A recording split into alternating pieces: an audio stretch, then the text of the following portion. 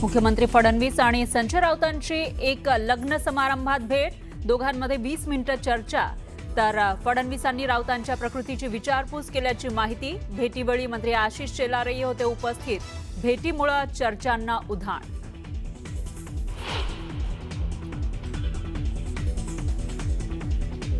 विधिमंडळाचं हिवाळी अधिवेशन एकाच आठवड्याचं होणार। 8 डिसेंबर ते 14 डिसेंबर पर्यंत हिवाळी अधिवेशन। रविवारीही अधिवेशनाचं कामकाज सुरू राहणार।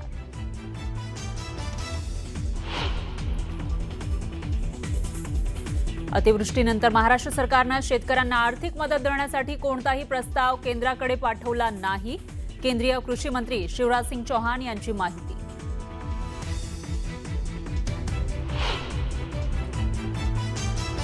पूरग्रस्तांच्या मदतीसंदर्भात राज्य सरकारकडून केंद्राला प्रस्ताव पाठवलाय। त्यानंतरच केंद्रीय पथकाकडून पाहणी, तर केंद्राकडून 35 दिवस आधी लेखी उत्तरं सबमिट केली जातात। मुख्यमंत्री फडणवीसांची माहिती।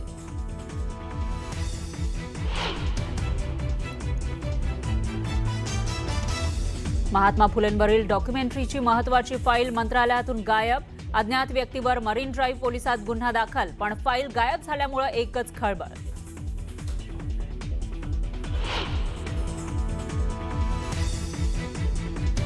नेत्यांना काय वाटतं यापेक्षा कायदा महत्त्वाचा, निकाल पुढे ढकलण्यावरून टीका करणाऱ्यांना निवडणूक आयोगाचं थेट उत्तर।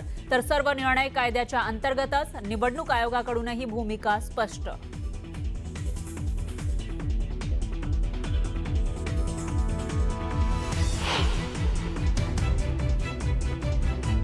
काही जण राजकीय कारणानं पर्यावरणवादी बनले, वृक्षतोड योग्य नाही ही सरकारची भूमिका।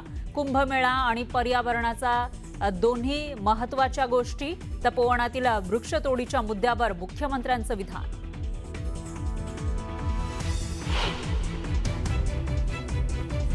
नाशिकच्या तपोवनातील वृक्षतोड प्रकरणी अजित पवारांची एंट्री।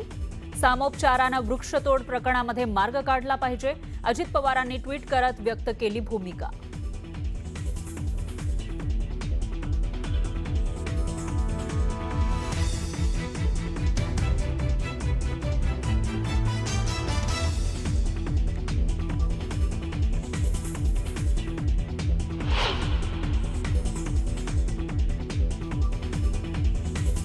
ऑरेंज गेट ते मरीन ड्राईव्ह दरम्यान बोगद्याच्या भुयारीकरणाच्या कामाचा शुभारंभ। मुख्यमंत्री आणि उपमुख्यमंत्र्यांच्या हस्ते टीबीएमचं उद्घाटन। टनेलमुळे मुंबईकरांचा प्रवास अधिक वेगवान होणार।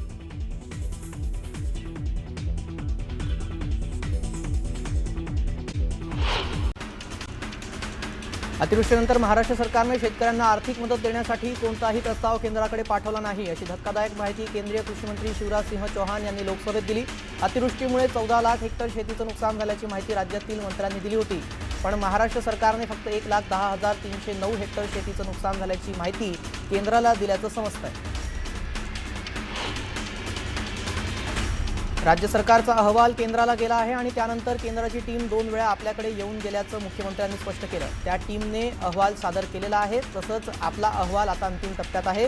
तसंच कृषी संदर्भात अहवाल गेला असून इन्फ्रास्ट्रक्चरच्या संदर्भातील टीम पुढच्या आठवड्यात येणं अपेक्षित असल्याचं मुख्यमंत्र्यांनी सांगितलं। राज्य सरकारनं केंद्राकडे आधीच मदतीचा प्रस्ताव पाठवला आहे, अशी माहिती मदत आणि पुनर्वसन सचिवांनी दिली आहे। केंद्राकडे 2 प्रस्ताव जातात, एक शेतकऱ्यांच्या मदतीचा असतो आणि दुसरा पायाभूत सुविधा नुकसानीचा।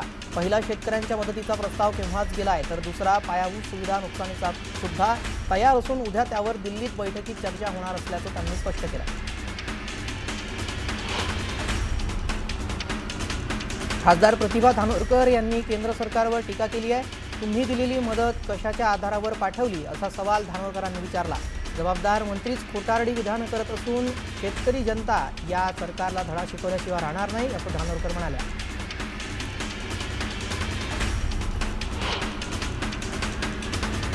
राज्य सरकारने अतिवृष्टीग्रस्त शेतकऱ्यांची थट्टा केली आहे, अशी टीका शेतकरी नेते रविकांत तुपकरांनी केली आहे। शेतकऱ्यांना सोबत घेऊन दिल्लीत आंदोलन करण्याचा इशाराही तुपकरांनी दिलाय।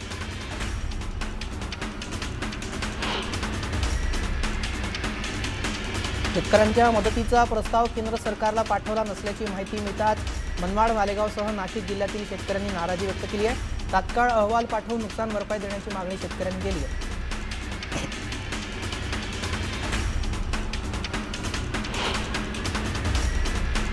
विधिमंडळाच्या हिवाळी अधिवेशनाचा कालावधी 1 आठवड्याचा आता असणार आहे. 8 डिसेंबर ते 14 डिसेंबरपर्यंत हिवाळी अधिवेशन होणार असून रविवारीही अधिवेशनाचं कामकाज सुरू राहणार आहे.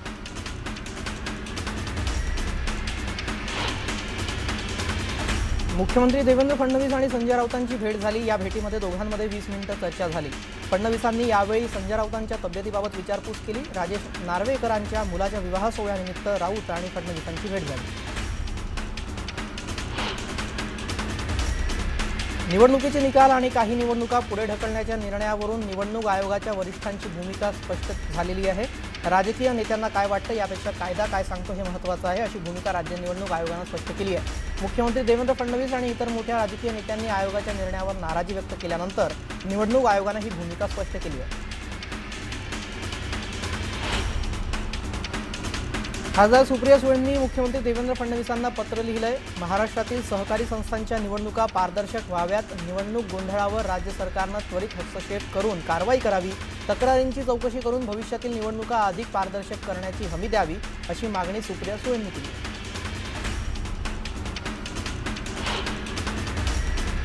मिनी विधानसभा म्हणून ओळखल्या जाणाऱ्या जिल्हा परिषद आणि पंचायत समित्या यांच्या निवडणुका पुन्हा एकदा आता लांबणीवर जाण्याची शक्यता आहे. त्यापूर्वी महानगरपालिकांच्या निवडणुकांचं बिगुल वाढण्याची शक्यता आहे. 15 ते 20 डिसेंबर दरम्यान महानगरपालिकांच्या निवडणुकांचा कार्यक्रम जाहीर होण्याची शक्यता आहे. नगरपालिका ही कार्यकर्त्यांची निवडणूक असते. कार्यकर्त्यांना लढू द्या, अशी आमची तिन्ही नेत्यांची भूमिका होती, असं फडणवीस म्हणाले. तिन्ही पक्ष 75% परिषद पालिका जिंकणार. पराभव झाल्यावर विरोधक षडयंत्र आहे असं म्हणतील, असा टोलाही फडणवीसांनी लगावला.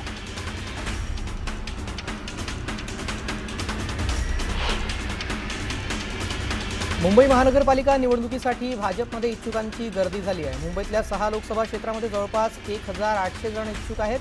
मागील 15 दिवसांमध्ये भाजपकडून 1800हून अधिक इच्छुकांच्या मुलाखती झाल्यात. एका वार्डमध्ये प्रत्येकी 7 ते 8 जण इच्छुक असल्याचं समजतं. कुंभमेळा आणि पर्यावरण दोन्ही गोष्टी महत्त्वाच्या आहेत. झाडं तोडावी असं आमचं मत नाही. जास्तीत जास्त झाडं वाचवण्याचा विचार सुरू आहे, असं मुख्यमंत्री फडणवीसांनी सांगितलं. काही लोक राजकीय कारणाने पर्यावरणवादी बनलेत, असंही फडणवीस म्हणाले.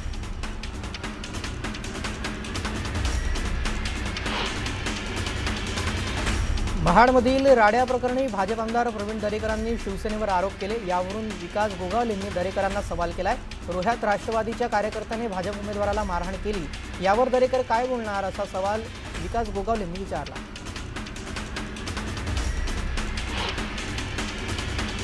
डोंबिवलीत भाजपाने शिंदेंच्या शिवसेनेला धक्का दिलाय. आमदार राजेश मोरे यांचे निकटवर्तीय उपतालुका प्रमुख विकास देसले आणि कल्याण ग्रामीणमधील कार्यकर्त्यांनी भाजपामध्ये प्रवेश केला. भीमा कोरेगाव आयोगासमोर हजर न राहिल्यानं माजी मुख्यमंत्री उद्धव ठाकरे यांच्या विरोधामध्ये अटक वॉरंट काढा असा अर्ज प्रकाश आंबेडकर यांच्या वकिलाने भीमा कोरेगाव आयोगाकडे केलेला आहे. कोरेगाव भीमा आयोगानं या अर्जावर अद्याप निर्णय दिलेला नाही.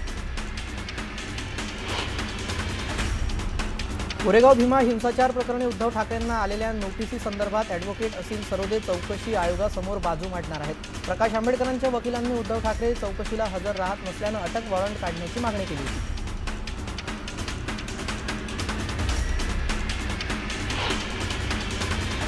आता एक जरा महत्त्वाची बातमी होऊयात. अत्याचाराच्या घटनेनं मनमाड पुन्हा हादरलेला आहे. 14 वर्षीय शाळकरी मुलीवर इथे अत्याचार करण्यात आलेला आहे. 54 वर्षीय नराधमाला पोलिसांनी अटकही केलेली आहे. मालेगावमधील नागरिकांमध्ये आता परत संतापाची लाट पाहायला मिळते आहे, कारण पुन्हा एकदा एका अल्पवयीनवर इथे अत्याचार करण्यात आलेला आहे. या अत्याचाराच्या घटनेनं मनमाड पुन्हा हादरलंय. 14 वर्षीय शाळकरी मुलीवर अत्याचार करण्यात आलाय. पोलिसांनी 54 वर्षीय नराधमाला अटकही केलेली आहे. या प्रकरणानंतर मालेगावमधील नागरिकांमध्ये संतापाची लाट असल्याचं समजतंय.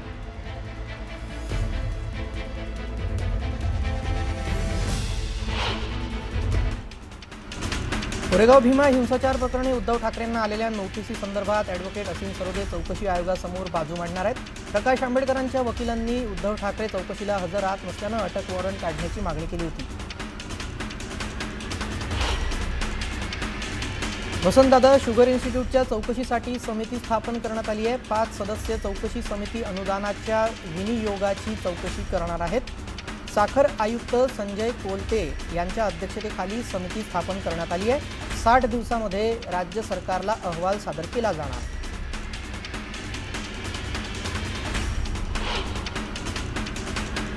महात्मा फुलेंवरील डॉक्युमेंटची महत्त्वाची फाईल मंत्रालयातून गायब झाल्याचा धक्कादायक प्रकार समोर आला. या प्रकरणी अज्ञात व्यक्तीवर मुंबईतील मरीन ड्राईव्ह पोलिसात गुन्हा दाखल करण्यात आला.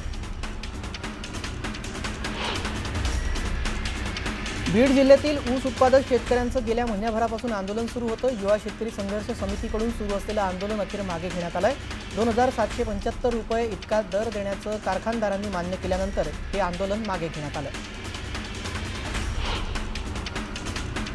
सावंतवाडीमध्ये झालेल्या राड्या प्रकरणी भाजपा आणि शिवसेना पदाधिकाऱ्यांनी परस्पर दिलेल्या तक्रारीवरून दोन्ही बाजूंच्या 20 ते 25 जणांवर गुन्हे दाखल करण्यात आले आहेत. जमावबंदी असताना गोंधळ घातल्याप्रकरणी भाजप सेनेच्या 40 ते 50 कार्यकर्त्यांवर गुन्हे दाखल झाले आहेत.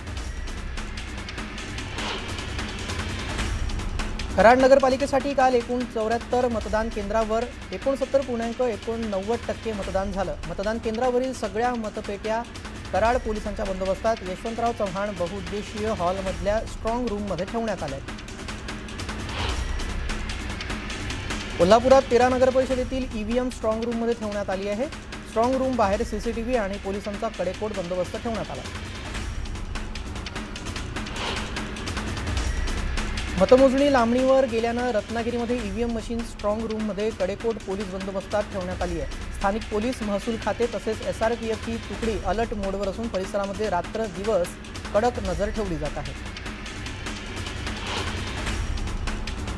हिंगोलीमध्ये मतदान यंत्र ठेवण्यासाठी नगर परिषदेच्या कल्याण मंडप इमारतीमध्ये स्ट्रॉंग रूम तयार करण्यात आली आहे. स्ट्रॉंग रूमला कडेकोट पोलिसांचा बंदोबस्त इथे ठेवण्यात आला आहे. इमारतीच्या सर्व बाजूने सीसीटीव्ही कॅमेरे देखील लावण्यात आले.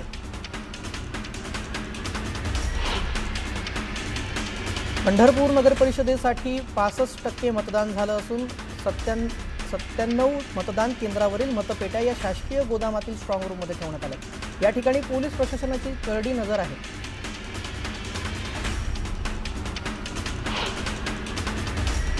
बदलापूर नगर परिषद निवडणुकीमध्ये मतदानासाठी वापरण्यात आलेल्या सगळ्या ईव्हीएम मशीन आदर्श शाळेच्या इमारतीच्या स्ट्रॉंग रूममध्ये पोलिसांच्या बंदोबस्तात ठेवण्यात आल्या आहेत. पुढचे 18 दिवस या विविध पक्षाचे कार्यकर्ते या ठिकाणी पहारा देणार आहेत.